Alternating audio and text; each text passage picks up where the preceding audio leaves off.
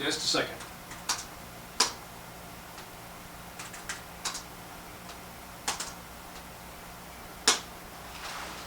So the talk today is about mindful eating.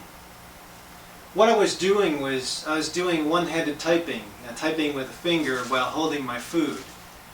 If I wasn't thinking and I was into the conversation of the email, I would probably be eating this food, my nut butter sandwich.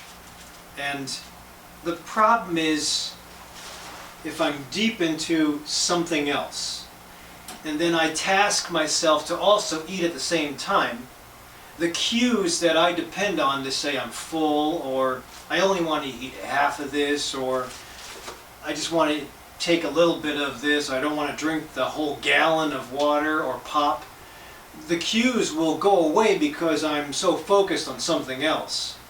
I think we as a society used to pride ourselves in saying, I can multitask and get away with it. Well, most of the studies have shown that multitasking just gets you multi-failure.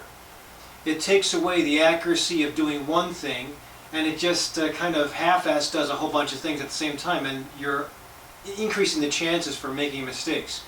When you do something like work, the internet, and then you eat at the same time, the likelihood is that you're not going to be able to stop.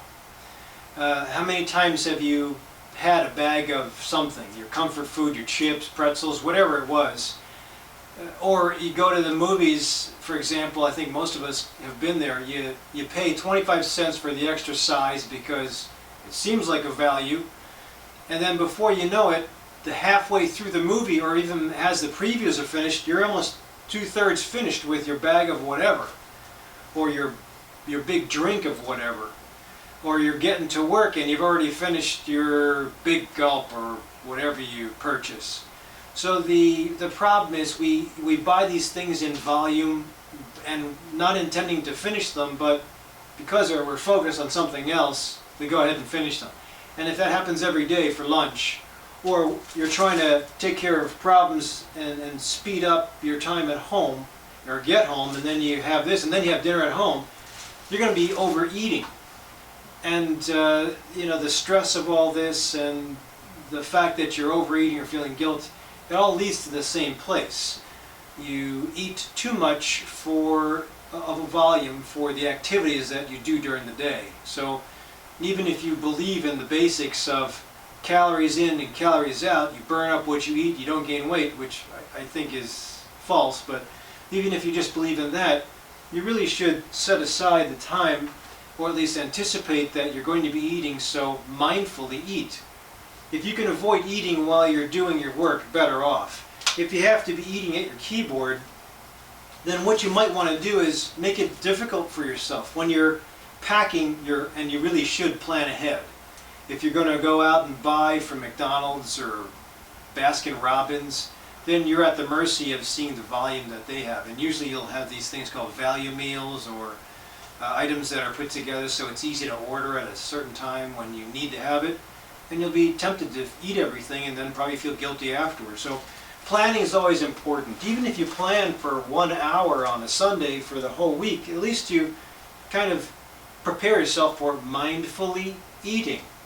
I'll see if I can get you a link to Jon Kabat-Zinn's mindfulness-based stress response. And the MBSR that he developed, that is actually working nicely to change a lot of lives, also includes how to mindfully eat. And he's got a pretty cool audio on just taking a small raisin and going through the textures, the smells, the tastes of a single raisin, and taking your time in eating it.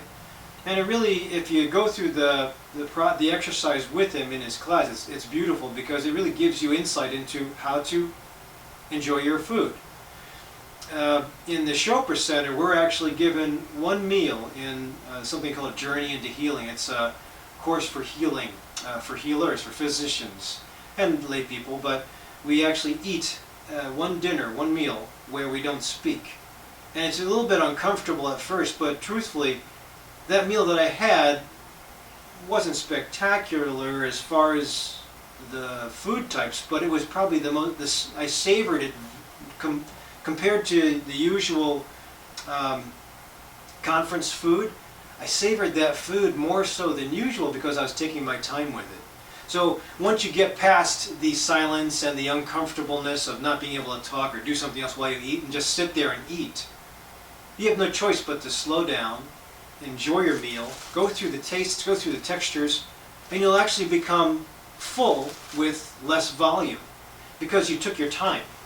There's an old saying that if you have so many chews per bite, you'll feel satiated, you'll feel fuller and more content with your meal, and that's true if you take your time in eating. Rushing your food, anybody can rush food.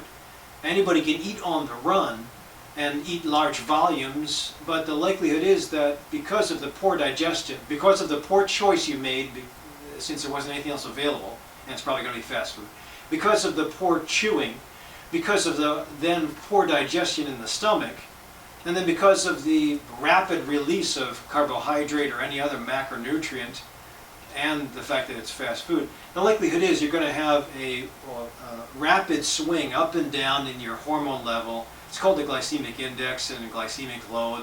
There's this hormone cascade that occurs if you eat improperly, if you don't eat mindfully. And you might think that you're beating the devil by eating quick and eating volume and being happy, but you're going to pay in the long run. Your body knows about how to digest properly, so don't think that you're fooling your body by eating quick. Now, if you're famished and you don't have any time, there are going to be times like that. If you have more than 5 days a week of that kind of scenario, you're going to have to neutralize that somehow by either preparing ahead of time or getting another job. But if you can, you try to prepare ahead of time by dividing up. I usually use smaller utensils, not the big spoons or forks, smaller plates. I try to divide as much as possible instead of bringing big bags of things in, like from Costco or a Sam's Club. I take the big bag and divide it. I bring a smaller portion of a snack size. They have, I think it's Nabisco has these 100-calorie packs. And everybody says, yeah, I'll probably have many packs of 100-calorie packs of snack packs. But it's okay, it still makes you work. And every time you have to pop open another pack, there should be the thought that you're doing this again, and the fact that you have to go through it is a reminder. Again, it's mindfully reminding you that you have to eat another one of these, instead of having a big volume and not having any reminders at all. Or a spouse that says, hey, you going to eat all that? So sometimes if you don't have the external cues around you and you're by yourself, prepare for that by dividing and making the tasks harder. So if you have a whole bunch of Ziplocs, yeah, you're going to be adding to the plastics in our environment, but maybe you can get Tupperware and reuse it. Maybe you can get silverware that's smaller, children's size, spoons, forks, plates. You always should have a small paper cup, plastic cup, instead of buying the large volume 12 or 16 ounce anything. The drink that I talked about, this is a drink that I mentioned in rehydration, in one of my rehydration videos. And the drinks will come at 12 ounces, but sometimes again, if you take your time, if I'm really thirsty, I'll drink my water first, and then I'll go to the good stuff afterward, my chaser. Because of the volume of vegetables in this, I want this to be slow, and I want to be able to taste the difference. I'm just thirsty, like after a yoga class or after a high-intensity training exercise routine.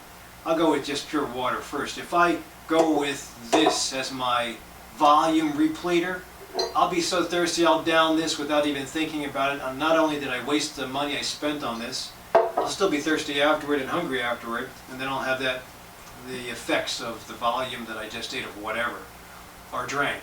And hopefully it's not Coke, but I know a lot of guys that after exercise will down a couple beers because they deserve it and have crappy food, and then say that I'm going to work out tomorrow and take some high-end protein, but then in the afternoon have, again, crappy food. So your body knows, and you'll pay in the end, so it's got to be a lifestyle change that you make every single day. And it might seem like a big task to prepare things, but it's not that much. And you'll feel better in the long run, because you'll have less weight you'll have to carry around, and you'll have to go to the gym less, you'll feel less guilty, and your mind will be able to think more and problem solve faster, so because of the way you're feeding your body and mind, that you'll be able to actually finish your task faster and then get back to home or get back to eat properly, where you can sit down, take that full hour or half hour, whatever it is, or get home and eat dinner with everybody instead of trying to do 2 for 1. The other thing too is, those of you who get on your smartphone and kind of do this while eating and do this while eating, this is the same thing as your computer, so that should be put away in times of when you're supposed to eat. Open the blinds, have conversation. I don't know if I would turn on the TV, but do something where you can disconnect